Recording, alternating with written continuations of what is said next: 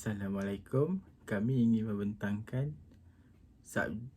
final assignment subjek pengajian Malaysia 2. Tajuk tugasan kami ialah rasisme.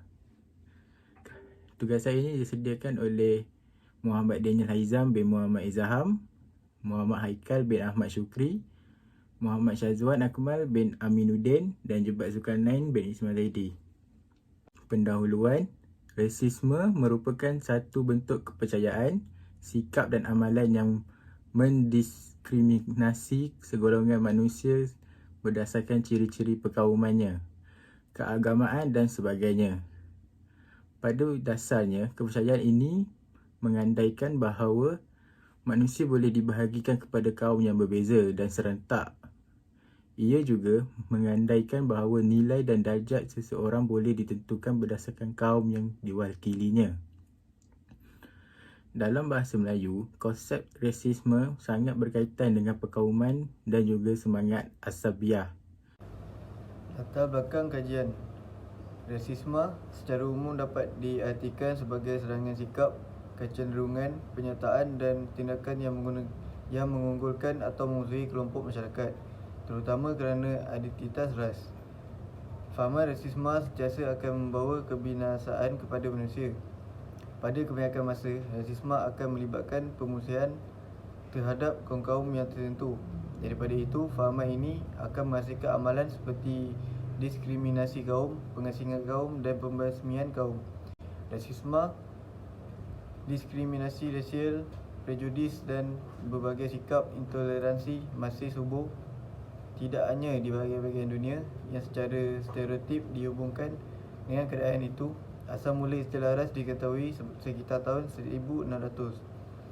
Saat itu, Francois Bene pertama kali mengemukakan gagasan tentang pembudayaan manusia berdasarkan kategori atau karakteristik warna kulit dan bentuk wajah.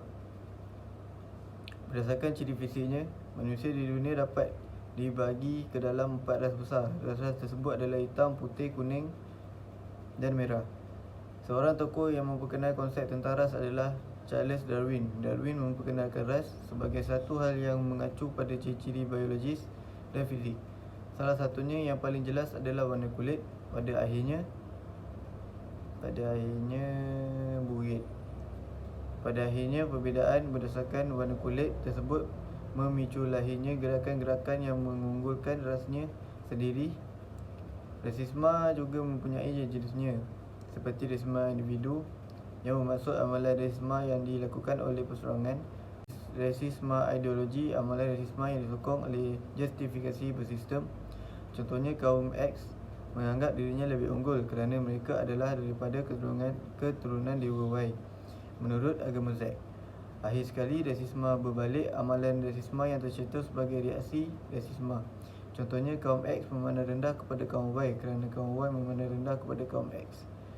Rasisme dan diskriminasi rasial memang sudah ada sejak berabad-abad yang lalu dan selalu berujung dengan tindakan-tindakan yang menjadi faktor pendorong perbudakan, diskriminasi sosial, segregasi, perbatasan atau perkotak-kotakan dan kekerasan rasial termasuk genosida, pemusnahan ras seperti yang pernah cuba dilakukan oleh Adolf Hitler dan Parti Nazi Jerman terhadap kaum Yahudi. Implemen pemikiran rasis dalam kehidupan sehari-hari dapat dibagi menjadi 3 hal yang saling berhubung satu sama lain menurut John Darwin dan Charles Husband. 3 hal tersebut sebagai berikut: meyakini bahawa manusia terbagi secara natural terlihat daripada ciri fizik, perbezaan darah dan mensetujui adanya perbezaan antara darah murni dengan darah campuran. Selain itu, beranggapan bahawa kondisi mental seseorang terikat dengan kondisi struktur fizik dan kepuasan perilaku pengetahuan label struktur rasial. Menurut Fredrickson, teori atau konsepsi tentang rasisme memiliki 2 komponen, iaitu perbezaan dan kekuasaan. Rasisme berasal daripada satu sikap mental yang memandang mereka berbeza dengan kita secara permanen dan tidak terjembatani. Rasisme secara singkat dapat diartikan sebagai praktik pelabelan dan penilaian kepada individu lain melalui karakteristik ras. Penyataan masalah.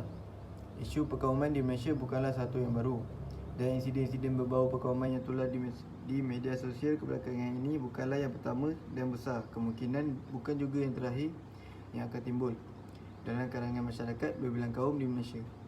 Perkara ini menjadi satu masalah dan harus ditangani oleh individu.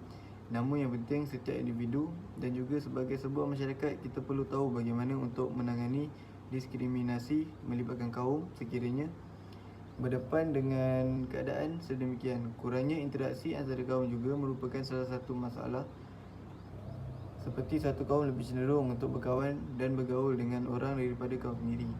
Ini boleh memudahkan pergaulan mereka kerana menggunakan bahasa yang dapat difahami oleh kedua-dua pihak.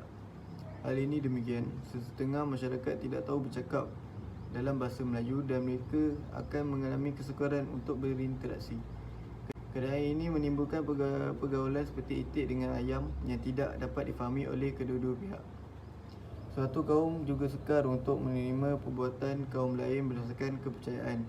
Mereka yang tidak bersikap toleransi akan menentang perbuatan mereka dan menimbulkan perselisihan faham. Isu rasis antara agama menjadi kritikal di Malaysia dan meningkatkan kebimbangan terhadap kerajaan Malaysia jika tidak ditangani isu perkauman ini.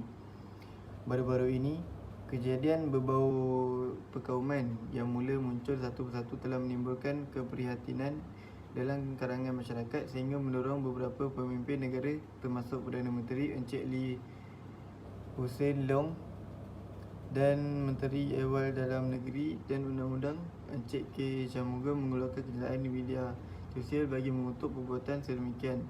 Salah satu insiden melibatkan pensyarah Politeknik Ngee Tan Boli yang dilakukan di video yang tular di media sosial menegur seorang lelaki India kerana mempunyai teman wanita berbahasa Cina. Kejadian itu dipercayai bukan kali pertama Encik Tan yang kini digantung daripada tugas meluahkan statement raksis. Sejak video itu tular, beberapa bekas pelajarnya telah berkongsi pengalaman mereka mengenai beberapa insiden di mana beliau menghina agama Islam dan Kristian. Isu rasis tentang kaum dan agama ini dikategorikan dalam rasisme yang melibatkan agama dan perbedaan masyarakat di Malaysia. Hal ini harus diketengahkan kerana isu ini adalah perkara yang penting melibatkan keharmonian di Malaysia. Pembentangan ini mengkaji isu dan topik ini akan menerangkan satu persatu tentang rasisme kepada kaum umumnya seperti masyarakat yang berada di Malaysia. Objektif pembentangan. Objektif pembentangan ini dilaksanakan dalam kalangan masyarakat dan kesedaran serta kefahaman mereka terhadap isu-isu rasisme, perpaduan dan keagamaan di Malaysia. Secara khususnya, objektif dan tujuan pembentangan ini ialah: yang pertama, mengkaji tahap kesedaran terhadap isu-isu mengenai perpaduan kaum, keagamaan, rasisme di Malaysia dalam kalangan masyarakat di Malaysia. Yang kedua ialah mengkaji tahap kesedaran masyarakat di kalangan remaja di bawah umur 23 tahun di Malaysia. Objektif pembentangan yang ketiga ialah mengenal pasti masalah isu perkauman yang berlaku di kalangan masyarakat di Malaysia. Yang keempat ialah pembentangan ini juga dapat menjadikan teladan dan iktibar, malah menyedarkan kita betapa besarnya isu-isu keagamaan dan rasisme. Persoalan pembentangan. Mengapa ada fikir ia penting untuk generasi masa kini untuk mengekalkan keharmonian antara kaum? Yang kedua, bagaimana anda menganggap seorang itu rasis? Kepentingan pembentangan. Pembentangan yang dilaksanakan diharap dapat membantu masyarakat yang berkaitan memahami tentang isu rasisme yang melibatkan perpaduan dan keagamaan di Malaysia. Tindakan susulan yang sesuai dapat dilaksanakan dengan tujuan meningkatkan perpaduan di kalangan masyarakat. Hal ini penting kerana masyarakat di Malaysia mempunyai pelbagai kaum dan agama.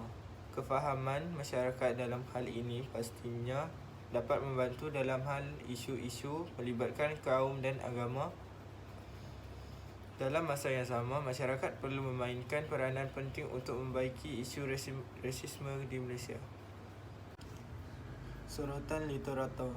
Banyak kajian-kajian yang berkaitan dengan isu-isu perpaduan kaum telah dilakukan di Malaysia. Malah dua isu ini sering menjadi asas kepada penghubungan kaum serta perpaduan di Malaysia. Kaum mengenai isu-isu ini bermula sejak tahun 1970-an lagi. Hirschman dan Robuska misalnya telah menulis hubungan di antara kaum Malaysia serta kedudukan stratifikasi sosial masyarakat mengikut etnik di Malaysia.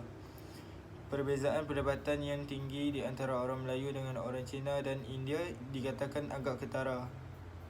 Hal ini menyumbang kepada kecenderungan konflik di antara mereka. Kajian yang dilakukan oleh Ibrahim yang menumpukan kepada soal penghayatan identiti nasional dalam kalangan pelajar pelbagai kaum antara lain mendapati kebanyakan kaum bukan Melayu kurang mempunyai sikap positif dalam proses pembinaan negara bangsa. Lebih mengejutkan, kajian tersebut juga mendapati kaum Melayu juga menunjukkan sikap negatif terhadap bangsa atau elemen-elemen kebangsaan bila mana menyifatkan hari kebangsaan adalah hari cuti umum semata-mata.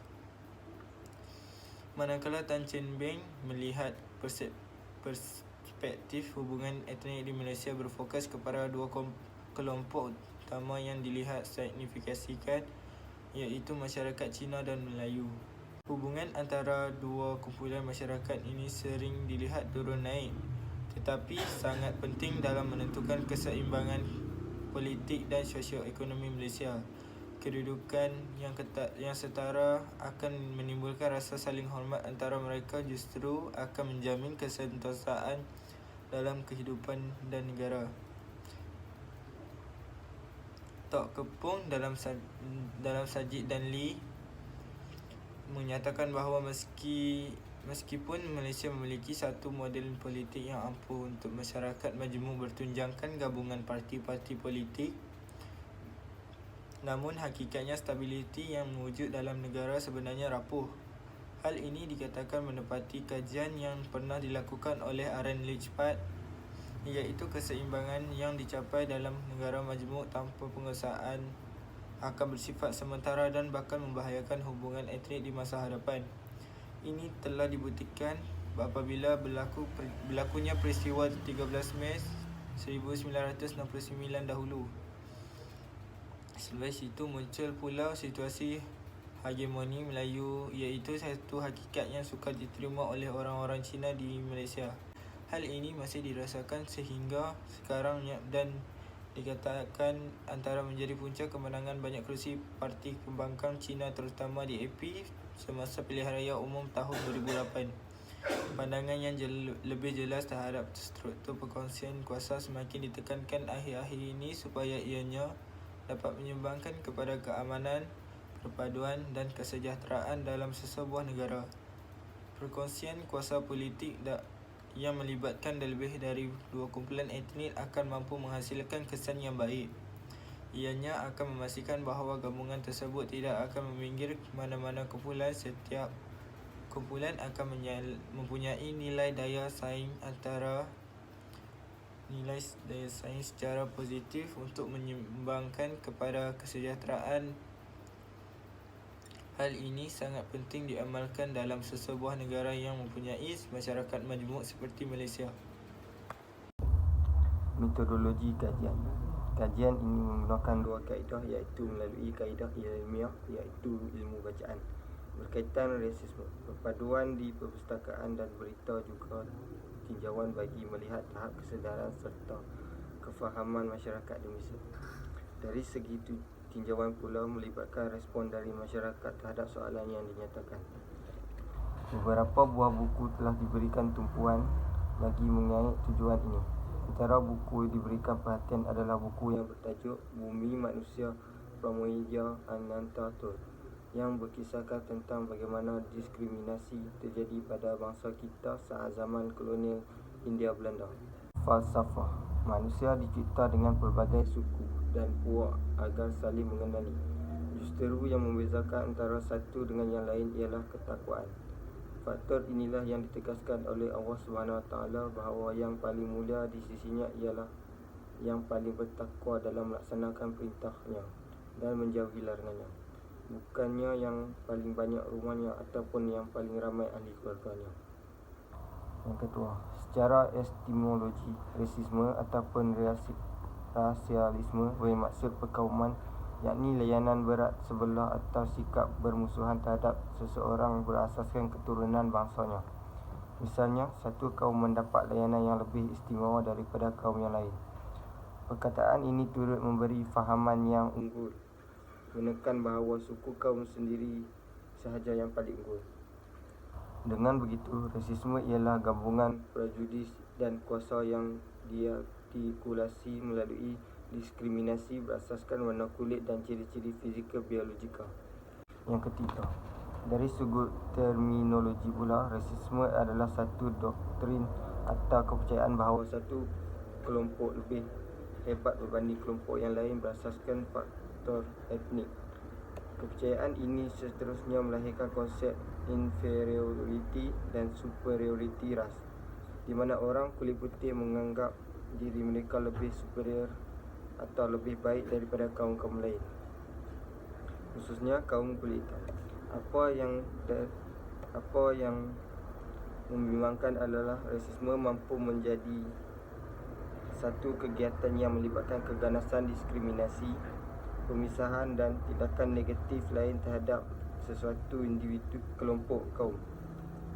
Ia juga mungkin wujud secara individu dan institusi. Pada peringkat individu, rasisme wujud dalam bentuk kepercayaan dan sikap individu. Rasisme tahap institusi melibatkan dasar dan pelaksanaan yang bersifat diskriminasi, seterusnya membentuk ketidaksamaan bagi masyarakat dan ras yang berbeza. Pada tahap institusi, rasisme ia dapat dilihat secara tersirat dalam struktur sosial. Malangnya, kewujudan kaum yang mendiskriminasi dan mempunyai penilaian negatif terhadap kaum yang lain ini, sebahagian daripada mereka biasanya, walaupun tidak selalu, tidak menganggap diri sendiri berideologi rasis.